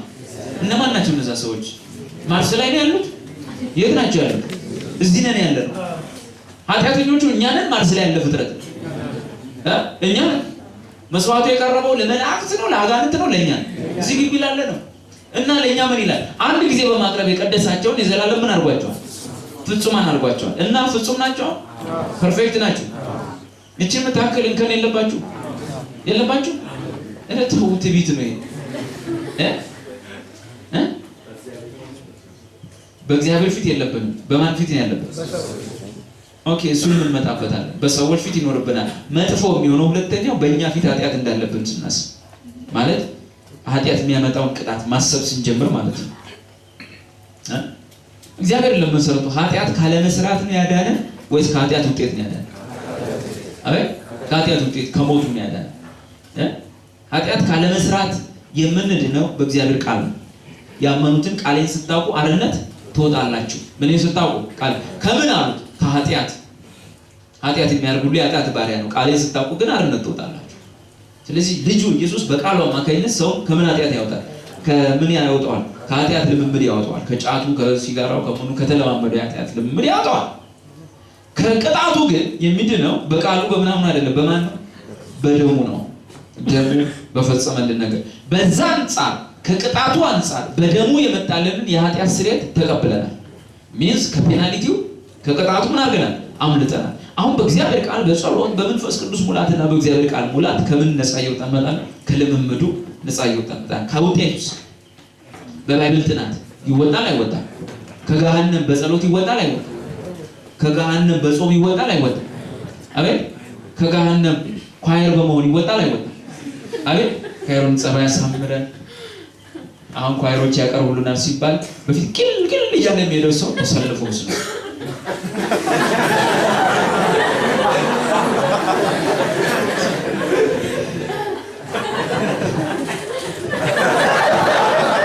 ይወጣል አይወጣም? አቤት። ጸባይ ሲያሳምር ይወጣል አይወጣም? አይወጣም። በማንኛውም የሃይማኖት መልክ ከገሃነም መውጣት አይቻልም። የሚወጣ እንደሱ ከሆነ የማን ልብስ ይበልጣል? አቤት። እስራኤሎች የለበሱት አይበልጥም? የዳዊት ኳየሮች የለበሱት አይበልጥም? የብሉይ ሊቃነ ካህናት አይበልጡም? አቤት።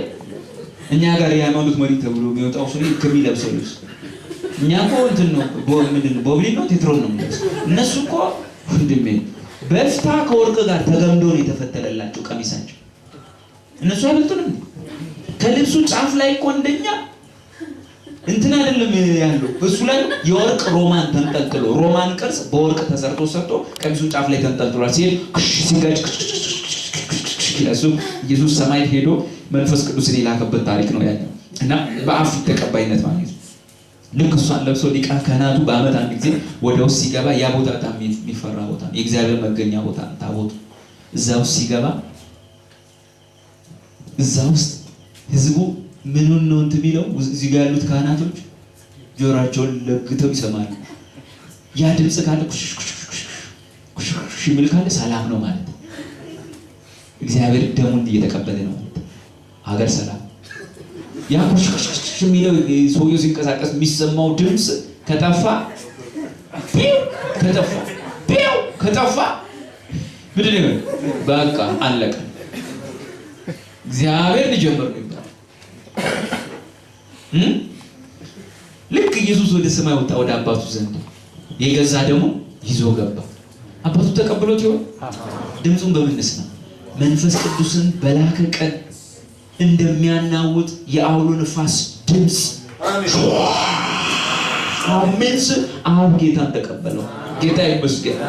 ከአብ ተቀብሎ ያንን መንፈስ ላከው። ሲልከው እንደ ቄሱ ቀሚስ ካካካካ እንደሚለው ያ የወርቅ ሮማን መንፈስ ቅዱስ እየተንኳኳ መጣ።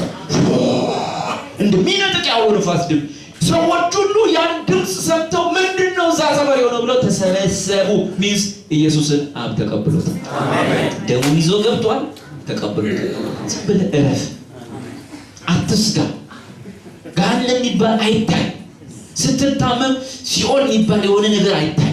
ጨለማ፣ ገሃነም፣ እሳት ነውር ነው። በክርስቲያን አይን ላይ አይመጣም። ሌላ ይታይ። አብ ኢየሱስን ተቀብሎታል። ኢየሱስን ተቀብሎታል ማለት በዚያ ልክ ማንን ተቀብሏል? ቃል ይመላችሁ አብ ኢየሱስን ላይቀበለው ይችላል እንዴ? ምን ማለት ነው? አብ ኢየሱስ ከአብ ጋር አልነበረም? የአብ ክብር አለው የለው? ታዲያ ለምን መጣ ሊለው መብት አለው የለው? ግን ኢየሱስን ተቀበለ ስንል ምን ማለት ነው? አቤት አንተን እኮ ነው። ኢየሱስን የማይቀበለው ሰማይ ልትቀበለው ይገባዋል አልተባለም? ያውላልኩ ሰማይ ልትቀበለው ይገባዋል። ኢየሱስ የግድ ነው መኖሪያው እዛ። ከዚያ የመጣው ወደዛ መሄድ አለበት። ታዲያ ምንድነው አብ ኢየሱስን ተቀበለው ስንል አቤት ማንን ተቀበለው? አንተን ማለት ነው። አብ ተቀብሏል። ስለ ኢየሱስ ደም ሲል ተቀብሏል። እንጸልይ። የክርስቶስ ኢየሱስ ደም የቀረበው ከሶስት ነገሮች አቅጣጫ ከሶስት ማንነቶች አቅጣጫ ኢየሱስ ክርስቶስ ደም የቀረበው ለሶስት ማንነቶች አንፃር ነው። አንደኛው ቁጥር 1 የጌታ ኢየሱስ ክርስቶስ ደም የቀረበው ለሰው አይደለም፣ ለሰይጣን አይደለም። ለማን ነው? ለራሱ ለእግዚአብሔር ነው። ለራሱ ለእግዚአብሔር ነው። ምክንያቱም ኃጢአት ሲሰራ የተበደለው ወይም ኃጢአት ሁሉ ጊዜ ሲሰራ የሚበደለው ክፍል እግዚአብሔር ነው እና ለዚህም ነው ሰይጣን ሰው ኃጢአትን ሲሰራ አይፈርድም። ኃጢአት ሰርታለና የዘላለም ሞት አለ ወይም ትሞታለህ አይልም። ምክንያቱም ኃጢአት ሲሰራ ሰይጣን አይበደልም። ምክንያቱም እሱ ይመቸዋል። ኃጢአት ሲሰራ የሚበደለው ቅዱሱ እግዚአብሔር ነው። እናም ሰው ኃጢአት ሰራ። ስለዚህ የኃጢአት ደሞዙ ሞት ነው ብሎ መፍረድ የሚችለው ማን ነው ማለት ነው? የተበደለው ክፍል ነው። ኃጢአት ሰርታችኋል ከኔ ጋር መኖር አትችሉም ብሎ መበየን የሚችለው እግዚአብሔር ብቻ ነው። እና የቀረበው ደምም የኢየሱስ ክርስቶስ ደምም በመጀመሪያ መቅረብ ያለበት ወይ አስፈላጊነቱ ከማን አንፃር ነው? ከሰው አንፃር ነው? ከሰይጣን አንፃር ነው? ከእግዚአብሔር አንፃር? ለእግዚአብሔር ነው መጀመሪያ ለእግዚአብሔር። እና አንድ ሁለት ነገሮች አየን ትላንትና ዘጸአት 12 ላይ አንድ ጥቅስ ተጽፏል። ደሙን ባየው ጊዜ ከእናንተ አልፋለሁ ያለው ሰይጣን ነው እግዚአብሔር ነው። በኃጢአት ምክንያት የሚመጣ ፍርድ አለ። ደሙን ሳይ ግን ከእናንተ ምን አልፋለሁ አልፋ። ስለዚህ ያ ደም በዋነኛነት የቀረበው ለማን ነው? ለእግዚአብሔር ነው። ከዛ ዘሌዋውያን መጽሐፍ ምዕራፍ 16 ላይ ያለውን በአመት አንድ የሚፈጸመውን የስርየቱን ስርዓት አየን። በአመት አንድ ጊዜ ብቻ የሚፈጸመው የኃጢአት ማስተስሪያ በዓል። በዚያን ቀን እግዚአብሔር ማን ብቻ ወደ ውስጥ እንዲገባ ነው ያደረገው? ሊቀ ካህናቱ ብቻ ወደ ውስጥ እንዲገባ። በዓሉ በአመት ስንቴ ነው የሚከበረው? አንድ ጊዜ ብቻ ነው የሚከበረው። በአመት ስንት መስዋዕት ይቀርባል ማለት ነው? አንድ መስዋዕት ያኔ ይቀርባል። የዓመቱ የኃጢአት ማስተስሪያ የዓመቱ ሁሉ ኃጢአታቸው የሕዝብ ሁሉ ኃጢአታቸው የሚወገድበት ማለት ነው። ስለዚህ አንድ ዓመት በሰላም ይኖራሉ ማለት ነው። ከፊታቸው ያለውን ዓመት በደስታ ይኖራሉ ማለት ነው። ልክ እንዲሁ እግዚአብሔር በኢየሱስ ክርስቶስ ላይ የባለፈውን ዓመታችንን ኃጢአት ያስቀመጠው ነው። ሊቀ ካህናቱ ዓመት ሙሉ የሰሩትን በአንድ መስዋዕት ያስወግድላቸዋል። አንድ ጊዜ ገብቶ በዓመት ያ ምን ለማሳየት ጌታ ኢየሱስ ክርስቶስ እግዚአብሔር የሁላችንን ኃጢአት በእርሱ ላይ አኑሮት አንድ መስዋዕት አቅርቦ ለዘላለም ምን እንደሚያደርገን ነው እንደሚቀድስ ነው። ያኔ አንዴ በዓመት አንዴ መስዋዕት ያቀርብና ለምን ያህል ቀናት ትንሽ ዋስትና ይሰማቸዋል?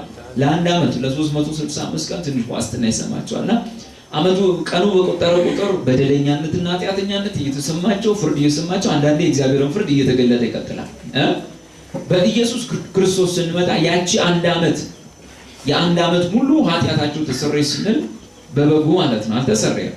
ምክንያቱም ዕብራውያን ምዕራፍ 10 ቁጥር 4 ላይ የፍየሎችና የበጎች ደም ኃጢአት ሊያስወግድ የማይቻል ነውና ይላል። ኃጢአትን ሊያስወግድ አይቻልም እና ምን ነበሩ ማለት ነው? ምሳሌ ብቻ ምን ለማሳየት እነዛ ሰዎች የዓመቱን ሙሉ ኃጢአታቸው እንደሚወገድ ሁሉ እኛ የዓመቱ ሁሉ ነው እድሜ ዘመናችን እግዚአብሔር በልጁ ላይ ያኖረው ባለፈው ያሁኑንና የሚመጣውን ኃጢአታችንን በልጁ ላይ አኖረው። ምክንያቱም ብዙ ሰዎች እንዲህ ስለሚያስቡ በ9 ዓመታቸው ጌታን አግኝተው የተጠመቁት ሰዎች ጌታ የተሸከመላቸው እስከ 9 ዓመት ያለውን ኃጢአታቸውን ይመስላቸውና የቀረውን እነሱ ሊሸከሙ ይሞክራሉ። እና ጌታ ኢየሱስ ክርስቶስ ኃጢአቱን ያስተሰረየለት ሰው የባለፈውን ይሄ ፕሮቴስታንት እምነትን ከካቶሊክ እምነት የለየው አንዱ ትልቁ ትምህርት ይሄ ጌታ ኢየሱስ ክርስቶስ የሁላችንን የእድሜ ዘመናችንን ኃጢአት ወስዶ ኃጢአት ካለማድረግ ነው ወይስ ከኃጢአት ቅጣት ነው ያለው? ከኃጢአት ቅጣት ኃጢአት ካለማድረግ የሚታደገን ማለት አቤት። ለምሳሌ አንድ ሰው ጌታ ኢየሱስን ሲያምን አርነት ይወጣል አይወጣም? አይወጣም፣ ይወጣል። አንድ ሰው ጌታ ኢየሱስን ሲያምን ይድናል ወይስ አርነት ይወጣል? ይድናል እንጂ አርነት አይወጣም። ዮሐንስ ወንጌል ምዕራፍ 8 ላይ ኢየሱስም ያመኑትን አይሁድ ከምንድን ነው አርነት የሚወጣው? ከገሃነም ነው? ከእግዚአብሔር ነው? ከእግዚአብሔርማ አርነት አይወጣም። የእግዚአብሔር ባሪያ መሆን ማለት ነው። አርነት የሚወጣው ከክፉ ነገር በሰው ሕይወት ላይ ከሚሰራው ነገር። ለዚህ ዮሐንስ ወንጌል ምዕራፍ 8 ኢየሱስ ማመን ብቻ በቂ አይደለም ምን የሚል ይመስላል? ምክንያቱም ሰው ሲያምን ይድናል፣ ግን አርነት አይወጣም። ሳልቬሽን ሌላ ነው፣ ሊበርቲ ሌላ ነው። ሰው ፍሪደም የሚያገኘው ከተያዘበት ነገር ሊበርቲ የሚያገኘው የሚወጣው ነፃ የሚወጣው በእግዚአብሔር ቃል አማካኝነት ነው። ዮሐንስ ወንጌል ምዕራፍ 8 ቁጥር 31 ኢየሱስም ያመኑትን አይሁድ ምን ያሉትን አይሁድ ያላመኑትን ያመኑትን አይሁድ እናንተ በቃሌ ብትኖሩ በእውነት ደቀ መዛሙርቴ ናችሁ፣ እውነትንም ታውቃላችሁ፣ እውነትም አርነት ያወጣችኋል። ከምን ሲሉት ከኃጢአት አርነት ያወጣችኋል። ያመኑትን ምን አላቸው? ሰብሰብ አድርጎ እናንተ በቃሌ ብትኖሩ እውነትን እያወቃችሁ ትመጣላችሁ። እውነት ምን ያደርጋችኋል? ኦኬ ካሉብን መዓት ማህበረሰቡ ካሸከመን መጥፎ ነገሮች እኛ ራሱ ከልጅነት ስንለማመደው ከቆየነው ክፉ ነገሮች ከተለያዩ አይነት ልማዶች ነፃ የሚያወጣው ማን ብቻ ነው? የእግዚአብሔር ቃል ብቻ ነው። ይሄ በእናንተ ሕይወት ሲሰራ አይታችኋል፣ በእኛ ሕይወት ውስጥ ሰርቷል። የእግዚአብሔር ቃል እንደዚህ ማህበረሰብ እንዳናስብ ያደርጋል፣ ነፃ ያወጣል። ጌታ ይመስገን። እና ሰው ሲያምን ሳልቬሽን ያገኛል፣ ይድናል ወዲያውኑ። ግን ፍሪደም ወይም ሊበርቲ ከኃጢአት ባርነት ከተለማመዳቸው ልምዶች ነፃ መውጣት ቀስ በቀስ የእድሜ ዘመን ሂደት ነው። በአንድ ጊዜ ሰው ሙሉ በሙሉ ነፃ አሁን ራሱ ሙሉ በሙሉ ነፃ አልወጣም። አሁን ራሱ ማአት ያልተላቀቅናቸው ነገሮች አሉ። የምን መዳን ይባላል? ይሄ የነፍስ መዳን ይባላል። መንፈሳችን ድኗል አይደለም? ጌታ ኢየሱስ ውስጠኛውን ሰው ዳግመኛ ወልዶት አድኖታል። እግዚአብሔር ይመስገን። ነፍሳችንስ ሱኬ ሳይኮ ሲባል ሰላና ሳይኮ በግሪክ ነፍስ ማለት ነው። ሱኬ ነፍስ ስሜት፣ ፈቃድ፣ ዕውቀት ማለት ነው። ስሜት፣ ፈቃድ፣ ዕውቀት እሱ ግን ገና እየዳነ ነው። ስለዚህ የመንፈሳችንን መዳን ኢየሱስ ፈጽሞልናል። የነፍሳችንን መዳን ማን ነው የሚፈጽመው? ኢየሱስ ነው። እኛ ነን፣ እሱ አይፈጽመውም። ለዚህ ነው ጳውሎስ የነፍሳችሁን መዳን ፈጽሞ ያለው። የነፍስ መዳን ማለት ነፍስ ያላት ፓር ስሜት፣ ፈቃድ፣ ዕውቀት ሶስቱ ናቸው። እነዚህ ስሜታችን እግዚአብሔር የሚወደውን እየወደደ እግዚአብሔር የሚጠላውን እየጠላ መምጣት አለበት። ያ የነፍስ መዳን ይባላል። የዕውቀት መዳን ምናቀው 1 ሲደመር 1 2 ብቻ ነው። ምናቀው ኢትዮጵያ በአፍሪካ ቀንድ እንዳለች ብቻ ነው። የምድር ዕውቀት ብቻ ነው ምናቀው። ስለዚህ ያ ዕውቀት ተጨማሪ ዕውቀት ካላገኘ የታመመ ዕውቀት ይሆናል። ያለን በምድር ላይ ያለን ለኑሮ ለመብላት ያለ የተሰጠን ዕውቀት የሚፈወሰው የሚድነው የእግዚአብሔርን ቃል ሲያውቅ። ስለዚህ የዕውቀት መዳን የእግዚአብሔር ዕውቀት እየጨመረ ሲመጣ የነፍሳችን አንዱ ክፍል እየተፈወሰ ይመጣል ወይ እየዳነ ይመጣል። ስሜት፣ ዕውቀት፣ ፈቃድ አይደላሉ። ፈቃድ አሁን ራሱ በጌታ ብንሆንም አንዳንዴ ከእግዚአብሔር ፈቃድ ይልቅ የራሳችንን ፈቃድ እናደርጋለን። ከእግዚአብሔር ፈቃድ ይልቅ አንዳንዴ የሱን ፈቃድ እናደርጋለን። ኢየሱስ ሁሉ ጊዜ አባቱን ፈቃድ ያደርጋልና ፐርሰንቱ እየጨመረ እንዲሄድ እግዚአብሔርን ፈቃድ እያደረጉ ለመሄድ የሚያስችል ነገር ከኛ ያስፈልጋል። ያ የነፍሳችሁን መዳን ወይም የሳይኮ የሱኪያችሁን መዳን ራሳችሁ ፈጽሙት። ጌታ ኢየሱስ ምናችሁን ፈጽሟል? የመንፈሳችሁን። የስጋችንስ ብንጸልይ አይድንም? ካስቸጋሪ ባህሪ ይድናል አይደል? ይድናል እኮ አይደል? አሁን የስጋችን ብንጾም ልክ አይገባም? ብንጸልይ ልክ አይገባም? አንዳንድ አስቸጋሪ አመሉ ነፍሳ መብላት አያቆምም? ያቆማል? አያቆም። ስጋ መቼ ነው ፍጹም የሚሆነው? በትንሣኤ ጊዜ። እስከዚያ ድረስ ግን በስጋ ያሉት እግዚአብሔርን ደስ ሊያሰኙት አይችሉም። ስጋ ለእግዚአብሔር መገዛት ተስኖታልና በእግዚአብሔር ቃልና በመንፈስ ቅዱስ ይታጠራል እንጂ ስጋ አይሻሻልም።